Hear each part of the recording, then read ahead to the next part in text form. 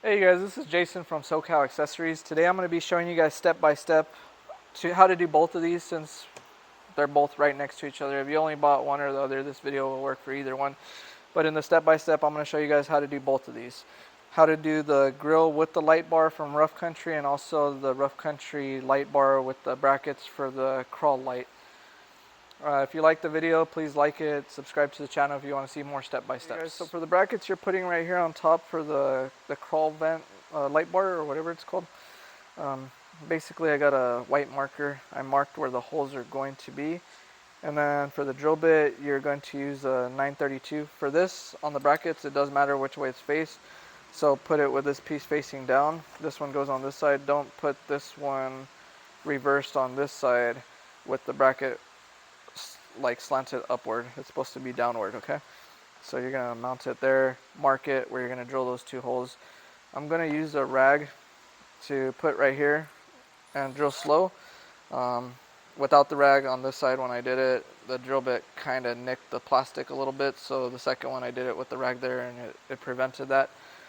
So I'm going to go slower and use the rag so that the drill bit, when it goes through, doesn't nick the plastic. All right. So this Allen is a number 4, and it's going to be a 10 millimeter for the nut. It's a little bit of a tight spot, so you got to kind of push that plastic a little bit and wobble it in. Make sure you guys put a washer on both sides. Usually I would use Loctite, but the nuts they give you have that plastic, like that silicone in there. So that's made so that it won't loosen up with vibration, which is good. So then we don't have to add Loctite to these.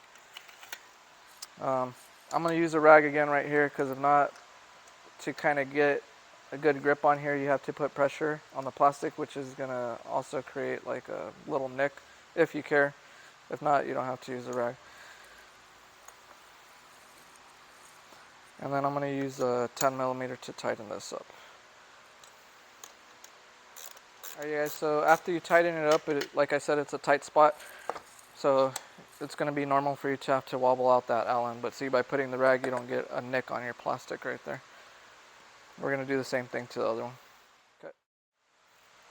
Alright you guys, so to remove this grill, Rough Country says you just pull forward. I'm not sure if maybe the 2020 or 2021 doesn't have this bolt, but the 2022 does.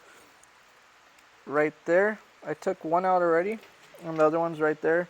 It's a 8 millimeter. Let me try and point to it for you guys. It's that one right there. It's a pretty tight spot, so before I put this light bar mounted up here, I'm going to take that off to install the grill first. The best bet to get down there is if you guys have a 8 millimeter swivel, so the head on this one like kind of goes at an angle, so you could reach that spot easier to remove it. Alright you guys, so after you take out the two 8 millimeter bolts, this just comes right out. You just pull it forward. Alright you guys, so I mounted the brackets already to mount the little light pot on there, or the little light bar. So the brackets go with the L's facing inward. You put the Allens in the front and the lock nuts in the back. Since they're lock nuts with the little like silicone stuff in there, you don't need to add Loctite. They shouldn't vibrate loose ever. I did, however, add Loctite on these that go on from the sides. So what I did, I put these 4 on first and left them slightly loose so that they had room to play. Then I put the light bar and I put these and I tightened these up so that it would close that gap to wherever it should be before I tighten these. After I tightened these 2 corner ones with Loctite, I tightened these 4 up. However, once I mount this, I'm going to see where the light bar is faced.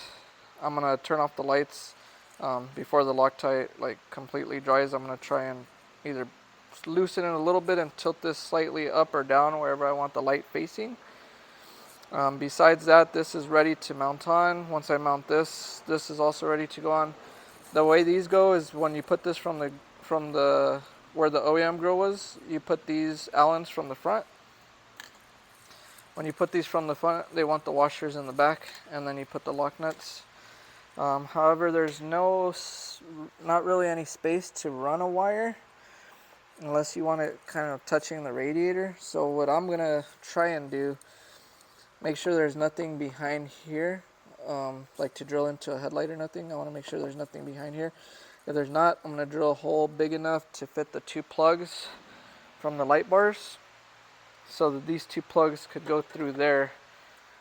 That way I could have the plug from the grill going here and the plug from the light bar going there. Then what I'll do is zip tie it following the OEM wiring and put the harness running through the firewall right there. So I'm going to drill a hole and let you guys know if that works out. Alright you guys, so on this one you actually want to attach the light bar first before you put these on, because then it's like way too tight of a spot to get to. So we had to take one side off to lift it up. So attach this light bar to the brackets first after you mark where they go and drill them out. Bolt the light bar to this, then put these in place. You may have to put a little bit of pressure to push down right here if the bolt is hitting. Once you clear that, we did drill that hole right there to run the wiring from this top pod and from the bottom one. This bottom one you could only angle so far because it hits the bracket right there. So this one's aimed pretty high. So we aimed this one a little bit lower. So basically this could be like facing downward like a low beam, and this is basically facing upward like a high beam. So now we're going to tighten everything up and we'll explain where we're going to run the wires for this. Alright guys, so the top one's mounted, and then the bottom we secured those four bolts and washers and nuts that hold the grill on. So let's pop this cap on real quick and see how it looks.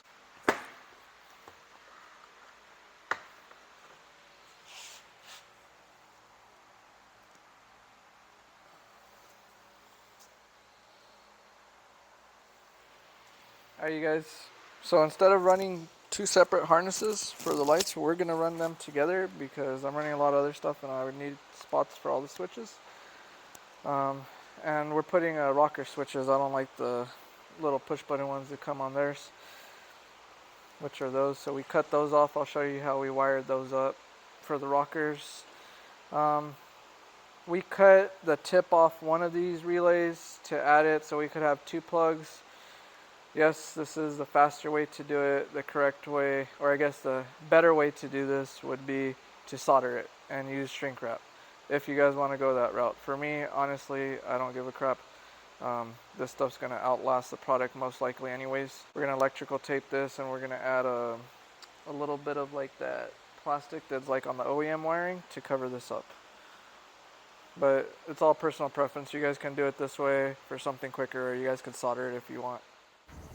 Alright you guys, so right here you got to cut a zip tie that's right there on that firewall that holds all the cables in place. Run the cables through. Right now we just plugged them in so you could see where everything's plugging to. We're going to disconnect them, run the cables right there by the radiator, and then zip tie them to those OEM wires right there. And then we're going to reconnect them. After you're done pulling the slack through under the dash, and zip tying them right here, make sure to add the zip tie back on that rubber part that you cut the OEM one from. Alright you guys, so we cut off the little push button switch that it came with, and we're using a rocker switch. There's a lot of different types of rocker switches. Some come with 4 pins, 3 pins, 5 pins, 6 pins. So try and look up a diagram for whichever one you end up buying. But anyways, the one we're using, it has a ground up here, and then we have the white one and the blue one here, which we're going to actually need to redo this because it looks like one of the wires when we stripped it actually got ripped. So we're going to redo it, but basically find out which one's your power coming in and your power going out. Put it whichever way yours is supposed to be, and then we're going to pop this rocker switch into one of the empty slots. Alright you guys, so to remove the empty switch, well the empty little panel for where the rocker switch goes, you just reach under the dash and pop it out. So use your finger, or if you want to use a flat screwdriver or something I guess, or a plastic pry bar, you could pry it out, but you push it from the back. They're not too thick, so they don't have a lot of pressure holding them in. pops out pretty easy, and then you pop in your new rocker switch. For mine, the empty slots were here, one here, and one there. It's all personal preference where you want your switch at. From the wiring that runs in, let me get a light so I could show you guys. So the wiring that we ran from the inside to the outside, you could see back there, that's where that rubber gormet, or that rubber, like rubber through the firewall is. You're gonna run it through there. And then the one that's going for the switch, we ran up here, zip tied it, try to hide the wires so they won't be sagging. And then for the other wire that's going to the power source, it's ran on the other side. So the power source is ran on this side, and then we have it to the ACC power source. When you pop this off, you'll see a sticker on your OEM wiring, one that says like 12 volts or positive, one's ground, and then this one says ACC. We did it to the ACC so that those rocker light, the switches on the rocker switches, like won't be on all the time, so it don't drain the battery. It's only going to get power basically when you turn on the Can-Am. And basically that's completely all you need to do to get those front lights working. Once you have that ground, and that you could choose to hook it up, personal preference again, to the 12 volt power or to your ACC power. Some of these switches are made so when they have power, even if the switch is off, they still light up a little bit, so that may drain your battery. So that's the reason we're running it to the ACC on ours in particular. We did remove the seats to get to these panels. You don't have to remove the back one, but we're wiring other stuff up there. But anyways, you have 1, 2, 3, 4 bolts that you need to remove that seat, and then you have one that's going to be holding your seat belt right here. Once those are removed, you could take those off, and then the plastic panels that are right here, you literally just grab them from top or bottom, wherever you can reach them best, and you pop them out. So there's little plastic tabs that pop into here that you pop out. Again, you don't have to go as far back as we did or remove that back seat. We did it because we're also running whips and lights and stuff in the back. Hopefully this video was helpful for you guys. If you like it, please like the video and subscribe to the channel for more step-by-steps that I'll be doing. Alright, you guys, so that's the light output for the two little rough country pods that we added. The one on the grill and the one that goes like in that crawl vent.